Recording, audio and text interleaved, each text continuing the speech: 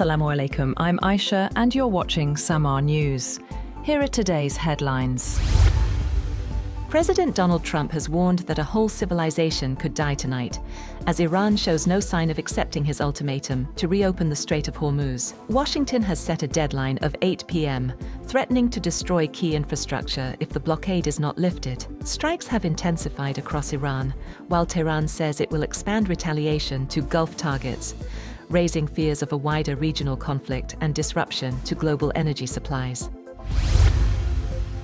On the other hand, the White House says it has no plans to use nuclear weapons against Iran as a deadline set by President Trump approaches. The denial comes as Trump uses stark language, warning of devastating consequences if Tehran fails to meet his demands. U.S. officials, however, have offered mixed signals, with Vice President Vance hinting at unused military options, while the administration insists decisions ultimately rest with the president. But there are reports that a United States Air Force B-52 Stratofortress bomber, which was loaded with munitions, has departed from RAF Fairford Air Base. Meanwhile, Iran's Revolutionary Guard says its response will go beyond the region if U.S. forces cross what it calls a red line by targeting civilian sites. The warning follows a sharp escalation in rhetoric from Donald Trump, who has threatened devastating consequences if Iran fails to meet a deadline over the Strait of Hormuz. The IRGC says it has launched fresh missile and drone strikes on targets in Israel and U.S. positions in the Gulf, adding that further retaliation will intensify.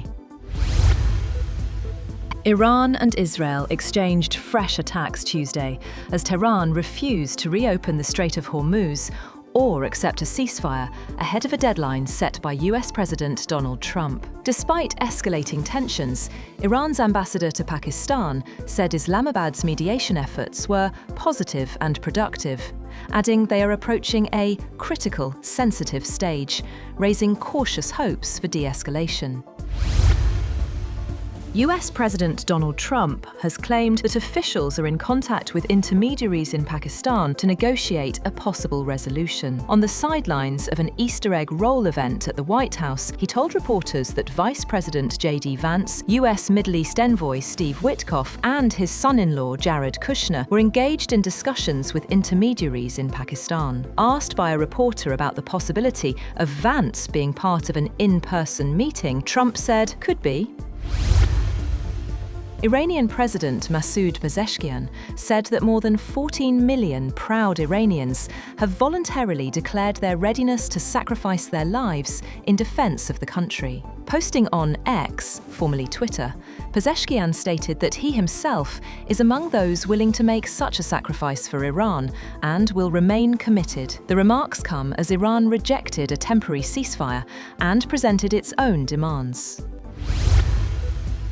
Over at the United Nations, China and Russia have vetoed a Security Council resolution calling for coordinated efforts to protect commercial shipping in the Strait of Hormuz. The 15-member council saw 11 votes in favor, with China and Russia voting against and 2 abstentions. The move blocks the measure, highlighting divisions within the council as tensions over the vital energy route continue to rise. Meanwhile, US Ambassador to the United Nations, Mike Waltz, condemned the vetoes, calling the move a new low and accusing both countries of siding with Iran. Waltz urged nations to join efforts to secure the waterway, saying it must remain open for commerce and aid deliveries.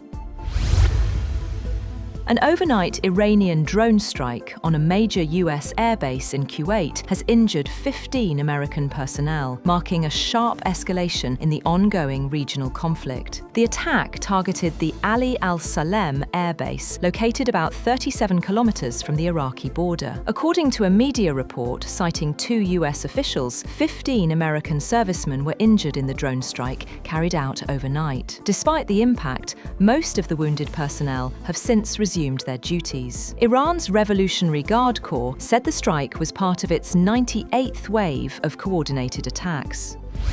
Ukraine has claimed that Russian satellites have made dozens of detailed imagery surveys of military facilities and critical sites across the Middle East to help Iran strike US forces and other targets. The Ukrainian intelligence conclusions, reviewed by Reuters, also found that Russian and Iranian hackers were collaborating in the cyber domain. The undated assessment said Russian satellites made at least 24 surveys of areas in 11 Middle Eastern countries from March 21st to 31st, covering 46 objects, including US and other military bases, and sites including airports and oil fields.